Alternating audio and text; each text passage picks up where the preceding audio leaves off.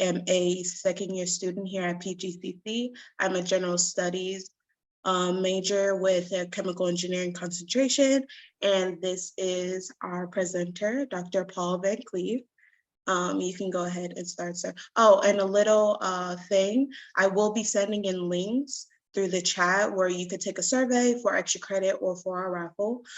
We will be answering questions throughout the session. And I believe that's all. Take it away. Donna, thank you very much for that introduction. I appreciate it. No It's problem. always good to have students participate in these activities, and you're doing a fine job. We Thank appreciate you. Again, my name is Paul Van Cleef. We're going to talk today in this session about writing a resume and putting some tips about putting a resume together. This is a document that everybody, I would say everybody should have. It's not really too early to or too late to do a resume, but there are a lot of things in a resume that you want to make certain that are in place. And so certainly you want consistency throughout. You want to know that this document is a professional document, and you want to, in every way, shape, and form, keep it professional. There are some things that you could do to make it seem or be perceived as something less than professional. One of the things that seemed to happen with young and old and everybody in between, students or what have you, is having a contact information. These days, of course, everybody should have an email address, and there are many places to get an email address is free.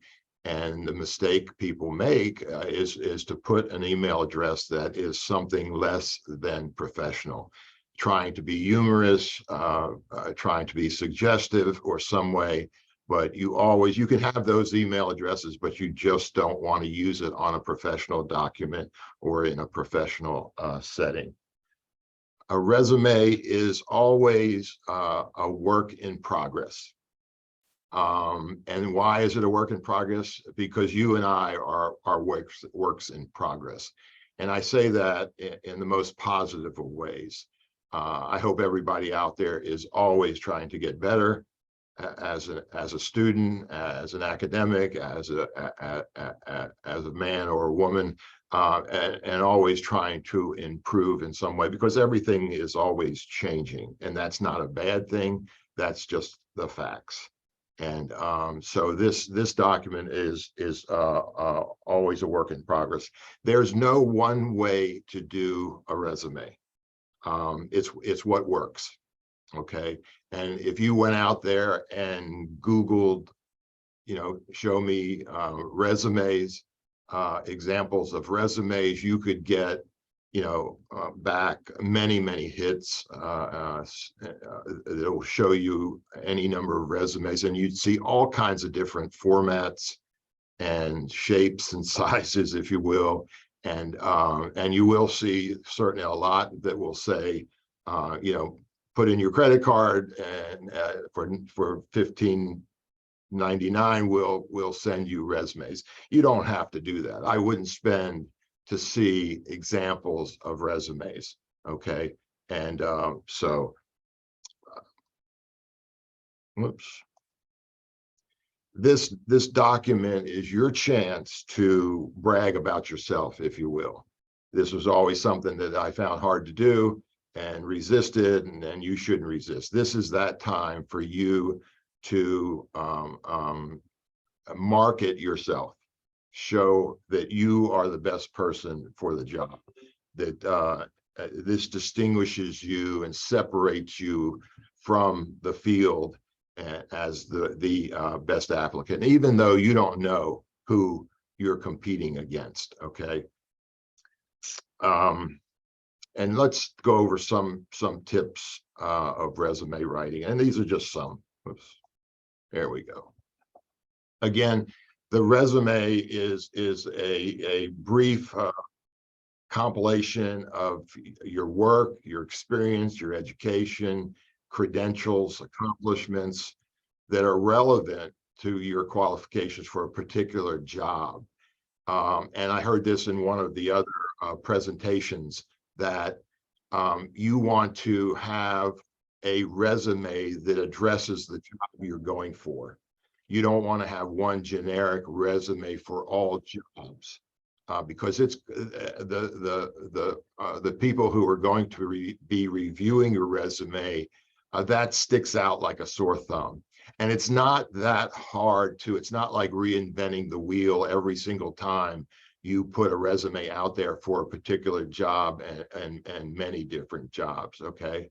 And again, you'll see in that, and you've heard me mention it before, consistency is important. It's important in terms of the font that you use. Again, keeping in mind that it's a professional document.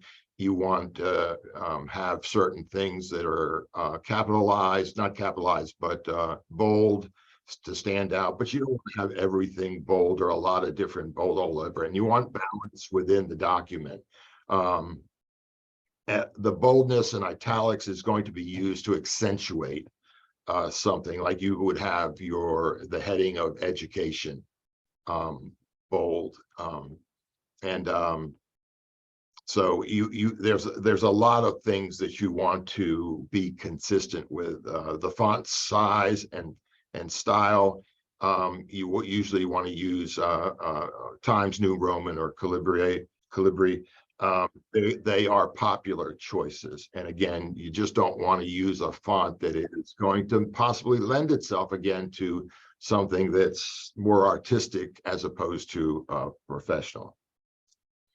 And the purpose of the resume is to present the job seeker in such a way as to appeal to that hiring organization, those hiring individuals or individual, but usually it's going to be a committee, that they are the best person for the job. And I want you to keep in mind that the resume, the purpose of the resume, and an additional purpose of the resume, and a lot of us get confused with this, it is a document that is to attempt to secure what?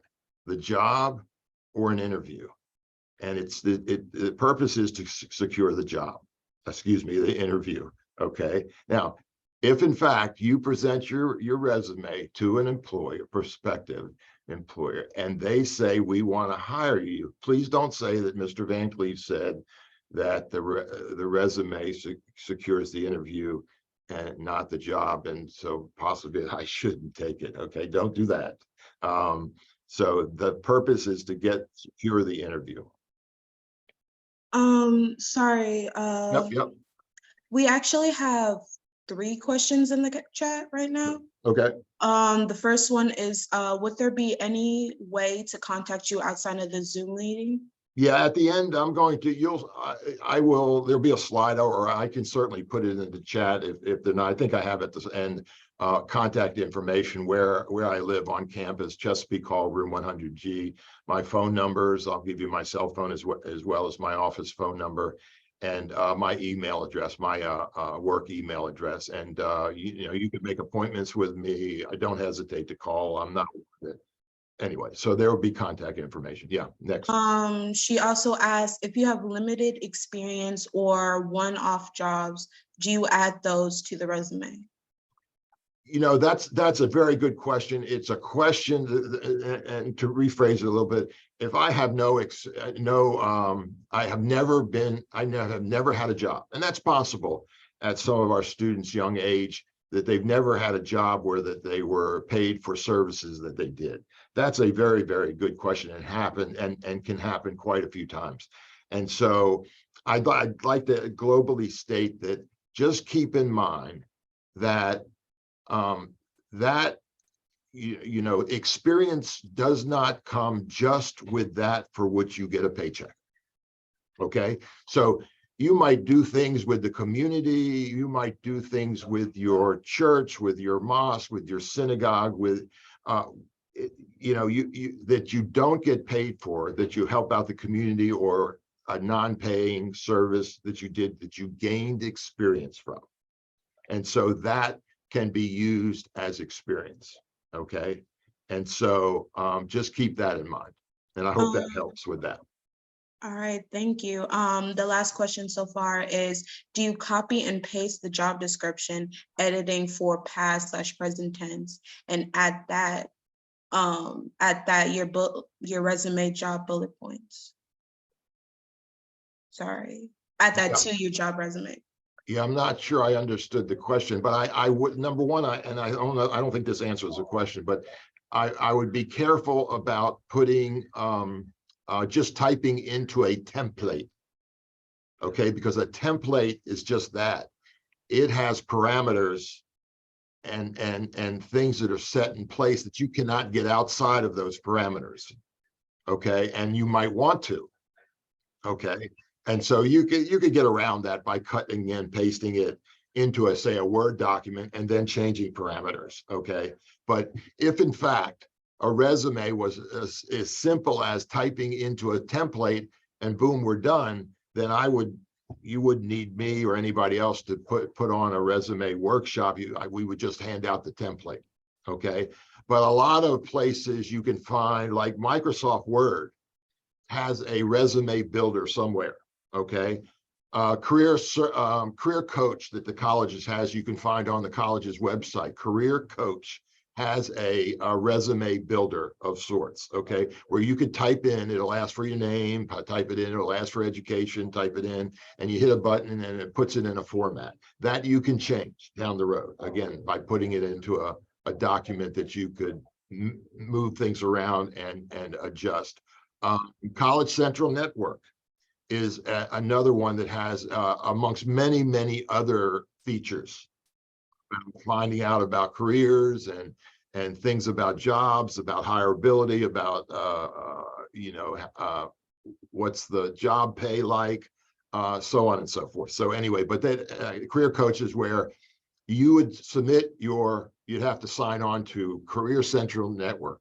Okay, you'd have to sign on to it, log on, and you could put your resume in. Then an academic advisor would review your resume, suggest suggestions, and then when it's ready to go out, they would allow it to go out so that many people across the world, and certainly the country and the county and the state, could look at your resume and make a decision about wanting to talk to you, wanting to hire you, wanting to go further, so on and so forth. Okay, so I'm not sure I answered the question, but let me know if I did, please.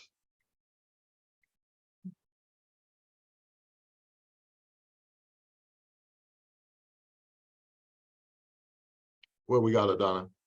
Yeah, I'm just looking at it. Would you like to answer some more questions, or sure, go ahead? Yeah. Some more questions are, is a summary necessary for a resume, or would it be beneficial?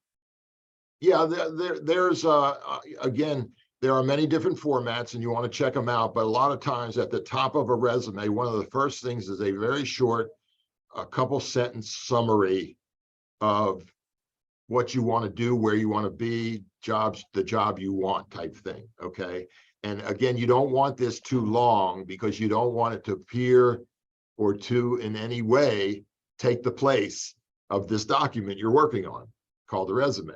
Okay, so again, same with the cover letter. We're not going to cover that here, but a lot of people, and I understand this, because you get anxious, you want the job, and you really, you put your best foot forward, and you all of a sudden that cover letter or that summary becomes 3, 4, 5 paragraphs long, and it's taking the place of, if you will, the job that the resume is supposed to do. Okay. All right. Do you add a personal statement?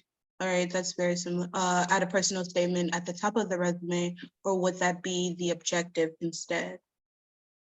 Well, the objective and the personal statement are kind of the same, and I wouldn't have both, but I would put it at the top of the resume. One of the first things that the person reading your resume is going to see. Okay, because you don't want that at the bottom. Keep in mind now, and this, depending on where you read information about resumes, that how long a resume stays in front of a hiring committee member after they take it off the pile, it is very instructive. And again, it changes depending on where you read, but it's going to stay in front of a hiring committee member for possibly no longer than 20 or 30 seconds, and probably shorter than that. And what that tells you, I hope, is that they're not reading every word, and it's not mean and it's not personal. It's survival. All of the students out there, all of the faculty and staff, they've been there before, and you're going to be there where you're on a hiring committee, and you're going to have possibly hundreds, 50 resumes, applications to read and decide who gets an interview. And along with all the duties and responsibilities that you have in your job that you've been hired for. So you're scanning over this resume to see some things that might spark your interest, to say, let's bring this person in for an interview. And, it doesn't matter what sparks that person's interest. It matters that it sparks their interest enough to say, let's bring Donna in for an interview, period. Now the job of the resume is what? It's done. Now you're getting ready for the interview and all the things that go in. And we'll talk a little bit of that at the end. Okay. So, again, you want to be, the resume is a short and distinct document, professional document to spark interest. So you don't want a resume that is what? 5, 10, 15 pages long. And people get caught into this because they want that job.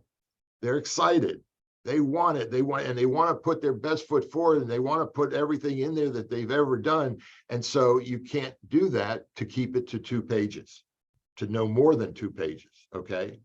And so they get caught in that. And, the person picks it up from the file, and they see that it's, and after flipping a couple pages, they're probably going to put it on the rejection file. And again, it's not personal. It's not being mean. It's just the duties and the responsibilities that that person have within the time limit to do it. So, try to resist that having that resume be more than 2 pages. I was on a hiring committee not too long ago, and one of the first ones I read, and this was for an administration position, and I mean, he had I think this individual had a 20, 30 page resume. It's just, it was almost embarrassing, but it happens. We've all been there because we really want the job. And this business of getting hired is not one for the faint of heart, if you will. It's, not everybody gets all yeses. That's irrational, and of course doesn't happen. Let's move on a little bit and take questions a little later. Then we get through a couple more slides. Is that okay, Donna? Yeah, that's no problem. Okay, thanks. There's different types of resumes, and the chronological, functional, and combination. And the one I want you to certainly hone in on, a lot of times we get locked into thinking, particularly new people with resumes, that it's all or nothing. You have to, that it's all a chronological type of resume, or it's all a functional resume, and you can combine. And when you look at different documents out there, different resumes, you'll see as many resumes as there are you can look at. You'll see different types and formats of resumes, and they all work. If you send out thousands of resumes, and these days with electronic systems and databases, they can get, your resume can get to huge amounts of people, and that's a good thing. But if you get no bites for a long time, there's something wrong, and it probably needs to be some changes somewhere. And let an advisor, or a career and academic advisor, help you out. But the chronological resume lists your experience and your education in reverse chronological order. It highlights a good work history, and it is related to the job you're going for presently. Okay, again, you don't want to send out one resume for all the jobs you're going to. You want to kind of design it, custom design it for the job you're going to. And that doesn't mean start over, okay? And then the functional resume is again listing your achievements, your skills, your abilities, and probably has less dates on it. Somebody like me who's been around a long time, you probably don't want a chronological resume. It's going to show, how long you've been around. So this functional resume usually includes a brief summary of work history. And they're saying at the bottom, and a lot of things that students are asking here, like, but I'd have the summary up at the top, because you want that to be the first thing to see. But a lot of students will ask me, should I put my education at the bottom, or should I put it at the top? I'm not sure why, but I have a preference of putting education at the top. That's my preference. And my preference can be changed, but that doesn't have to be your preference. If there's something right, what's right or wrong, like the email, the suggestive email, the funny email, the humorous email, I'm saying don't do that. That's wrong. That's going to not work out well for you. Because think about it, the first thing the hiring committee member sees is your name and your email address, and boom, within a sentence, they're rejecting it because you're trying to be humorous. And what does that say to, again, it's this person's never met you, they've never talked to you, they've had no contact with you, but they see that email address, and that says what to them? And it's going to be wrong probably 99, if not 100% of the time. And what that's saying to them is that person's probably not going to be here to work. They're going to be here to play. And that's wrong. It's probably going to be wrong almost 100% of the time. So play this game. I like to analogize it this way, and I sometimes resist that analogy, but and make sure you have professional email, and that you do the summaries and the different types of resume, but don't be afraid to combine your efforts here in this resume effort. This is an example. I know it's small and anyway, but you can see that this is an example of a chronological resume, and you have the dates, the first job they've had, the next job, what they're in now, so on and so forth, okay? And then education, and again, you can see even here, you can see how this is balanced, okay? And it fills. I would still, there's a lot of space here, but this is not bad, okay? And things like references, I almost would suggest, at the end saying excellent references upon request. I wouldn't even put that, because once they want you, they being the employer, the prospective employer, they're going to ask for references. I believe that's probably something that has to be checked. And this is a functional resume, less dates, okay? And that does have education at bottom, nothing wrong with that. And there's a very, very brief objective statement, and it lists the job that they ultimately want, okay? You can see contact information, and this is a little squeezed up at the top. You probably want a little bit more room there, and maybe this is probably cut off because of technology here. But you see how fonts are, whoops, what did I do here? Oh, let me see, me and my technological skills. There we go. And when you have fonts, you want to make sure you have all the same fonts, that they're in a row, that they're not displaced in or out. So you want consistency. So if you have headings for different functions, you want to have those headings bold, and they have everything capitalized here. Okay, all right. And we've said this before, so you want to customize your resume to fit the job you're going for. And again, this is not something that is reinventing the wheel. You want to have words within that resume going for a particular job that are going to be highlighted in that job, okay? And there's a I don't want to call it, I guess it's a program. We have a slide here where you can use this, where you can cut and paste a job description into this program, if you will, and hit enter. And for that job description, it'll spit back to you words that would be apropos for that job. Okay, so, and they'll be in different sizes. So the larger the word, and I'm sure there's a word for that, the different sizes, the larger the word, the more applicable it is for that job. Okay, does that make sense? And so that is a very helpful tool. You can go on to onto Google again and ask for descriptive adjectives or something that you can use. Okay, because, and you don't want to use the same ones over and over again. You know, again, you want to, this is a document that you are promoting yourself, you are marketing yourself. Don't be shy of doing that.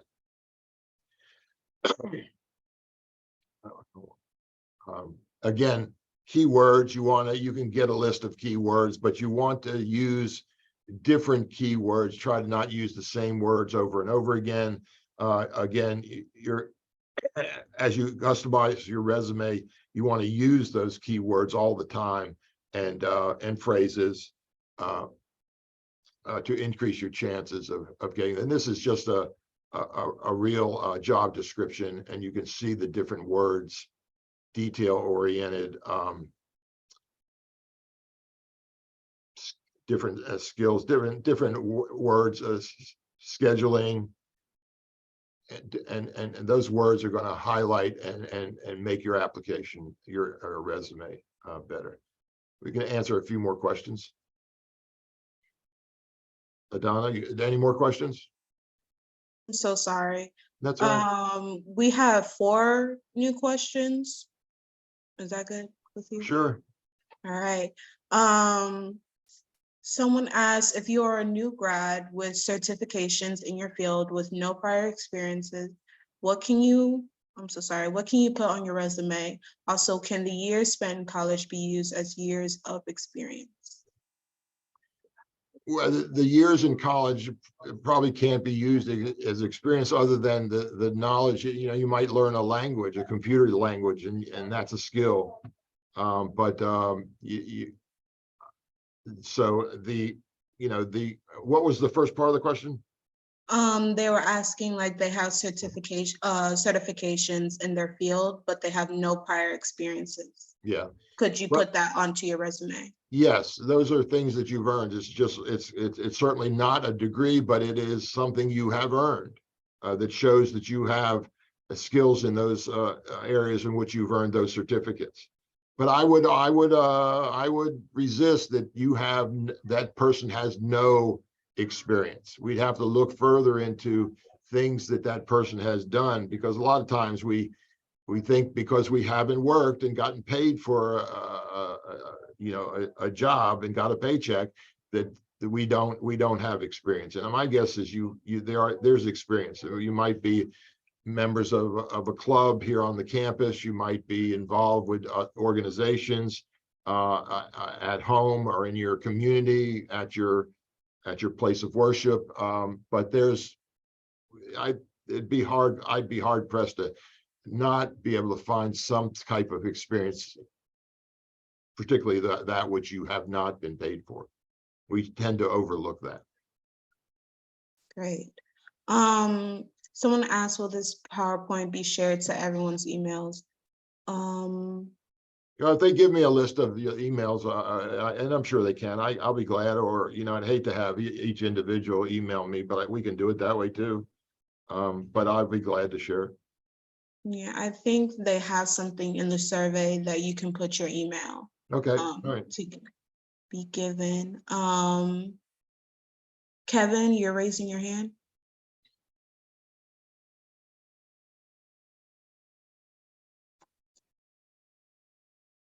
So Kevin? Oh, yes. Hello. Hey, hi. how are you? Yes, hello, Mr. Cleef. It's an honor to be here as a STEM enthusiast. I was just updating. College Central Network has just provided me feedback on my resume, and I updated my resume for them to reach out to me once again. How long will the process be for them to reach out to me again? Um, How long's it been so far? I believe it's been about a week, I think. Well, when we come back from spring break in that week, the end of that week, if you don't get anything, keep in mind, it's not, I'm sure it's not lost on you that everybody's busy, and but we should be able to get back to you in a reasonable amount of time. And if I can help in any way, let me know. It'll just take somebody to review it and get it so you can get it out there if it's workable, because we don't want to put a resume out there that is, not going to get any hits and get some opportunities for you because of a mistake and a glaring mistake that would lend someone to just put it in the reject file. But you have me as a contact, and I'll share my contact information, and I'll be able to help. I'm not a power broker around here, but that's my Oh, job. thank you. I'll be able to help. Okay. Okay, thank you so much. Yeah, And you're welcome. Thanks for the question. mhm. I had just one quick question. Why do you think that such chemistry positions have been so hard to get for students? I know that COVID has kind of tampered with that, but When you say chemistry positions, you mean in chemistry? yeah, such as researchers and pharmacists, because it's been kind of hard for students like me to get a job these past couple, 2, 3 years due to the circumstances. Yeah, well, I think in that it's probably more a lot of jobs in pharmacy I just went to, and you might have also a pharmacy, a person in the admissions office at the University of Maryland's pharmacy school talked about stuff. But yeah, I mean, you can't, like I couldn't, having a major in psychology, I couldn't go out and practice psychology and be a psychologist. I'd have to have a degree and a license and so on and so forth. So some things within a certain academic career, area is not something that you could get with just an associate's degree. But Mm-hmm. there are internships where you can get experience, and you want to investigate what it takes to be a certain avocation, what kind of education you're going to need, what kind of training you're going to need, so on and so forth. Okay. And I would say, I always say, and I think a lot of my colleagues that say the same thing, is when you find your pathway, to make certain it's something that you're passionate about. Certainly it's something that you would love, you would like to do. I see students all the time. My colleagues see students all the time. It's certainly not, epidemic, but that they don't want to, they're not ready to do something right now. And it's going to be hard to complete an endeavor if in fact you're not ready to do it, you don't want to do it, someone else wants you to do it. So find your passion. I mean, that makes everything a little bit easier to get through, even the difficult things that you might have to go through in a certain curriculum. But don't give Thank you. if you want something, don't give up. Dreams become a reality. You don't want to keep a dream a dream. Work at it. Thank you. All right, I'll save some of the questions towards the end so you can. Yeah, let's get, I think your let's get through this. Thanks, Adana. You've been No great. This is a website, if you will, that me and my colleagues got from going through a career training online session when all advisors became not only academic but career advisors. And this is what I mentioned earlier, where you could, when you open this up, you could cut and paste a job description into it and push enter, and it spits back a number of different words that would highlight that job description that you could put in your resume, and it has, the words would come back in different sizes, and the larger the word, the more appropriate it would be for that type of thing, because you want that resume to have these words that are representative of that job you're going for. Because before I forget, and I usually forget some things, is that these days, long since, the first cut in this hiring procedure is going to be more times than not done by a computer, and it's going to pick out words that highlight the job that the individual is going for, and if those words are not there, you're not going to make that cut. Okay, does that make sense? So this is something that's very helpful for applicants to get the words, if they don't already have them, that would help them towards the job they're going for. So it's just tagcrowd.com. Okay, and you can try it out, put it in, cut and paste a description. It doesn't even have to be something you're interested in, just to give it an experience of this, and see what it brings back to you. Again, repeating some of the same stuff. Again, this is something that is selling yourself. This is a brag sheet. You have achieved these sets. You've achieved these skills and these things that you want to put them, these good things that you have, to tell the hiring committee that you're the best person for the job. And so you want to, and as much as you can, you want to quantify what you're putting on. And so if you have a grade point average that's a very good grade point average, you want to put that on, and all you have to do is say, you have a 3.5 grade point average. Okay, you don't have to, and so, or what kind of, that you got you increase the sales at the company you worked for, and I'm just using examples, by 20%, this type of thing. These are things that when you can quantify it, it makes it has a little bit more of an impact. And it's not, you can't quantify everything, but when you can, you probably want to do that. And including things that that relate to the employer's mission and values. And this also lends itself to being prepared and doing some research. And I'm not talking about days of research or months. I'm talking about a couple clicks of the mouse on your computer and getting to a website for the employer, finding out the mission and the values of the company, and so on and so forth. It doesn't take long. It's not a whole lot of work. Again, the consistency is important. And consistency about the fonts, the format, the size of the fonts, the present and past tense, bullets, using similar bullets, not having different bullets all the time, and the bullets being in lines, just like soldiers with no discipline problem, if you will. and so on. So if it makes all the difference in the world, when you see a resume that has stuff all over the place and with little or no consistency, it sticks out like a sore thumb.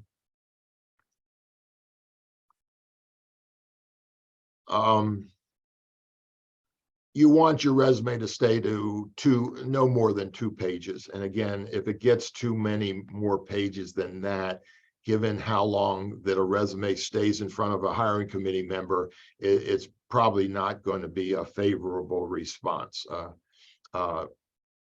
They're talking here about a 5-second scan. Certainly, you're not going to see a hiring committee member or committee taking the time to read every word of a resume. It's just not possible given all that they have to do. And it says here, don't list references. They're going to ask for them when they want you. I think it's something they have to do. I wouldn't even put excellent references upon request. At some point with your resume, you're going to have the difficult decision, if you don't already, with what you keep in and what you leave out. All good stuff, by the way. That's what makes it hard to keep this document to 2 pages, okay, for the job you're going for, okay?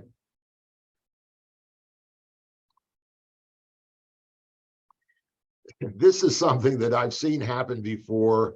I've had friends who have, and people I've come in contact with over the years, that they might even send their resume or send information to a headhunter who does it for them. They pay a lot of money for it, and they do a good job and everything. But you want to read whatever you get back. You want to make sure you know what's on your resume. You don't want to be caught in a situation where you get into the interview and they're looking at your resume and they say, oh, this is interesting. What about this? And you're like a deer in the headlights because you don't know what they're talking about, because you don't know what someone else helping you has put in your resume, and you haven't read and make it sure that you know everything that's in your resume. This happens, and you don't want to be caught in this situation. You want to understand every word on your resume, literally every word, so that you can use the language, you can repeat it, you can explain it, and you can demonstrate it. That means you know everything. Proofreading that resume, you want to get other people's eyes on your resume. And I say that because I bet you most of you have been out there where, whether it's a paper for a class, a research project, or whatever it is that you've worked on, and you've looked at this document over and over and over again. And you're so familiar with it that you're going to miss sometimes the simplest mistake, like you have 2 these or something that someone who's looking at it for the first time is going to say, oh, you've got 1 here, 2 here, you only need 1, so on and so forth. So employers have, very little tolerance for these types of errors. And again, when I was much younger, and I didn't understand, well, what difference does it make if there's a spelling error in your resume? And I'm old enough where before computers, and we won't get into that too much, but where that's not a reflection of who I am. I just happen to miss something. Well, again, you're talking about someone who's never met you, never seen you, never had a conversation, and it's very competitive. And that kind of stuff sticks out and says something about you that, like I said before, is probably 100% not true. So you want to make certain that you have everything done right, correctly. There's no errors of punctuation or spelling or grammar, and everything is tight and consistent and so on, okay? And these days, certainly long since, there's many different places that you can post your resume. And this is another reason, if this is the only one that you should need, that when you put your resume on one of these, and there's many more, when you put it on LinkedIn, it can go to anybody in the world who has an internet computer and an internet hookup, broadband. So that's why you want everything to be just right, so that you're putting your best foot forward and marketing yourself in the best way possible.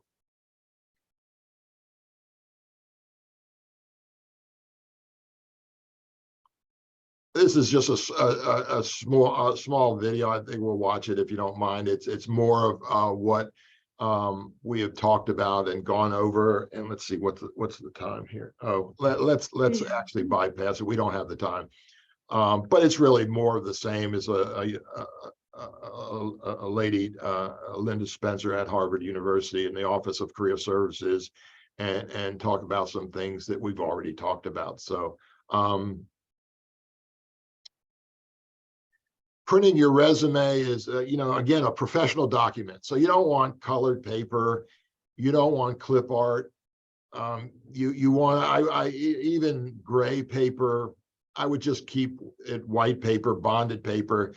It doesn't have to be what they want dissertations to be, 10% cloth, so on and so forth. But again, just what, and when you want to have your resume, that professional document with you even when you go to job fairs, and when you go to job fairs, even whether it's virtual or in a physical place, you want to dress appropriately. You want to have your resume, and you want to have it ready to go, because when you go into a job fair and an employer is talking to you, at some point you're going to say, oh, I got a feeling I'm being interviewed. And at the end of the day, they ask for a resume and you say you don't have one. Guess what? You're no longer being considered for the job. Okay. Now also, when the resume does its job and gets you an interview, you want to be ready for that interview. So number one, you do a little research about the company, about the organization, about its mission and values, and so that you can have some information about that. And I'm not talking about hours of research. I'm talking about a couple clicks and find out. So, and also so that you can ask a question or two, no more, at the end of the interview. After they ask questions, I can almost guarantee you they're going to say, do you have any questions of us? And when you say yes and ask a thoughtful, well thought out question, that says something about you, that you took the time and the initiative to do a little research and have a question or two to ask the committee. Okay. Now, you don't want to have 5, 6, 10 questions, because guess what? Who has the job and who's going for the job? You don't want to make them feel like they're being interviewed. Okay. You want to have a couple questions ready and so on and so forth. And even if the interview, most of them are these days, is going to be virtual, you still obviously want to have a suit and tie for men and women. You want, when you're getting dressed for an interview, you want to make certain that you are, 2 words, professional and conservative. So if we were in person, I scared a lot of my colleagues because I put a suit and tie on, and you can't see it, but so I wanted to show a decent example, and I know some of my colleagues have done the same, and could give you an example of a professional dress. Again, professional and conservative. And I I did one thing, if we were in person, to show what not to do. Things like, I can remember listening to a hiring person, a personnel who has done many interviews, and he remembered, he's showing an example of a person who came in the interview. He's waiting for this person to come into the office. The person came around the corner, came into the office where he put his head up, saw the person for the first time.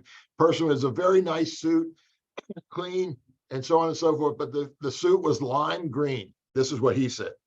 And at the end of the interview, he didn't remember anything except what? That lime green suit. So I put on shoes that you probably shouldn't wear to an interview. So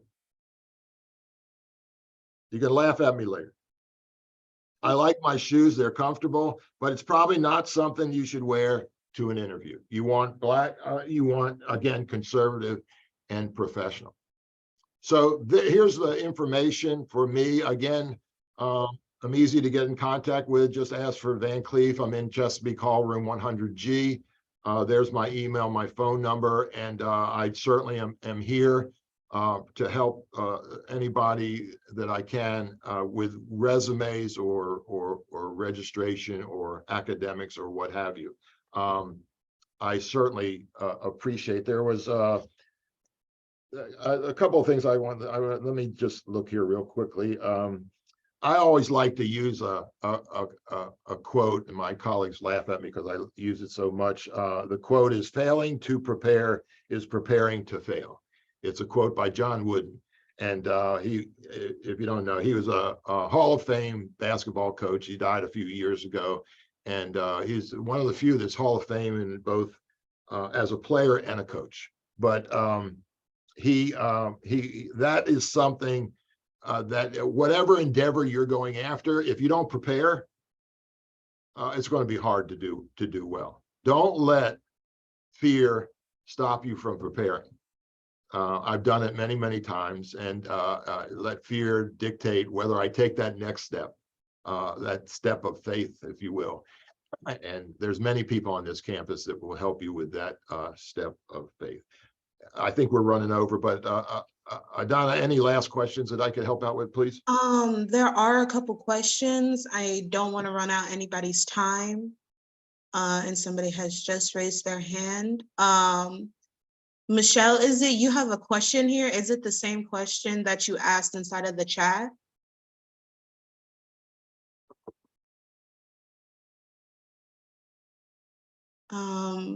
Michelle, is that how you say your name?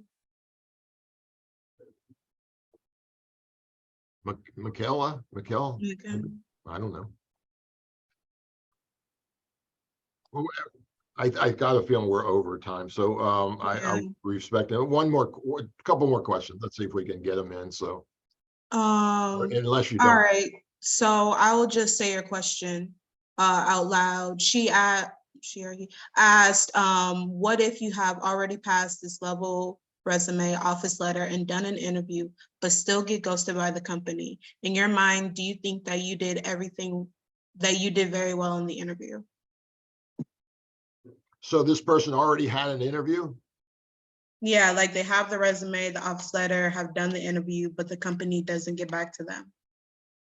Well, that's highly unusual. If someone has an interview for the company, I hope that they had given them some time frame of when applicants would be notified, people who were interviewed.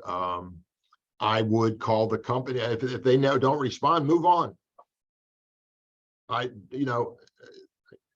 If someone has not responded in a reasonable amount of time, and you've given them more time, if they don't want you, they'll move on. There's other places. I know that's hard to pill to swallow, but there are other places to work.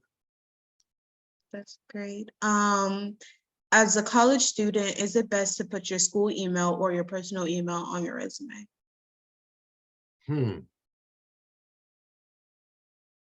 I don't think either one would hurt. I mean, depending on how much time you have left at the college you're at, you can put both. But I don't think there's like a cardinal rule, maybe I'm wrong, that if you put you don't want to put the school's email if you're not going to be there the next semester. But I'm hoping it wouldn't go that long. But personal email can't hurt because it's always going to be your personal email wherever you go. Right. It was asked, do you research the company before the interview? I kind of feel like you answered that. Yeah, I would absolutely, because that not only for a question, when they ask you, do you have any questions after they've asked you questions, you want to have very well thought out questions it tells the hiring committee that here's a person that took the initiative. That's a big thing, and took the time. And we're not talking about a whole lot of time. We're talking about a couple minutes a night before or whenever to do some research about the company, even finding out the hiring committee members so that you immediately after the interview send a thank you email to all of them individually. That's great. With their question, they also ask questions like, do you feel fulfilled while working here? Do you enjoy your work? I think when you were ask them certain questions, that's what they like. Are these questions the best questions to ask? I'm not sure I understood that. They asked like questions. Do you feel fulfilled? They being who? They being the person asking the question. Yeah, okay. Because you said, yeah. Yeah, I mean, you know, those are questions that could be asked. You're talking about from the hiring committee or by the applicant? By the applicant. You know, I'd ask questions about the position, the company, those types of things. All right. And the final question is, if you don't have the time to ask an advisor / staff member to help you with your resume, can you ask a family member for help? You know, I would, but I would, you know, a lot of times, you know, people have been away from it, and I don't want to be in a position saying that family members don't know what they're doing at all. But it doesn't hurt to get a couple of opinions about a resume. And, you know, I can't imagine that one of our advisors um, or faculty or people who have an idea could give some help about resumes. But it's you know, you want to make certain that it's tight enough where there's no obvious mistakes, and I think that's easily done by asking questions. Don't ever feel like, you know, asking questions are imposing on people. If people don't want to answer your questions, find people who will. All right. I believe that's all the questions we have today. I do want to say that I'm again sending in the link into the chat for the resume. If you guys want to look again for extra credit from your multiple professors or for the raffle, I would like to say thank you to Dr. Van Cleef. Can everybody give him a round of applause if it's possible as a reaction? And do you have anything else to say? For me? Yeah. Yeah, thanks, Adana. No. First of all, I want to thank you. I know student schedules are busy. I always been an advocate. It's always great for me to see students involved with efforts like this, or just being involved. We need to, as staff and faculty and administrators, hear students' opinions much more than what we do. And I appreciate you taking the time and doing an excellent job putting up with me, number one, and fielding the questions and so on and so forth. So thank you. And I want to thank everybody for showing up again. I know your schedules are busy and we are over, and I've taken more of your time than I should have. And I thank you from the bottom of my heart for the opportunity to serve. So if I can be of any assistance down the road, don't hesitate. It's an honor, and I appreciate it. All right. Thank you, everybody. Ashanti, I'm trying to text this, put this into the chat, but you asked for extra credit. It comes from your professor if they say so. And the raffle, I think the raffle just comes with every single session.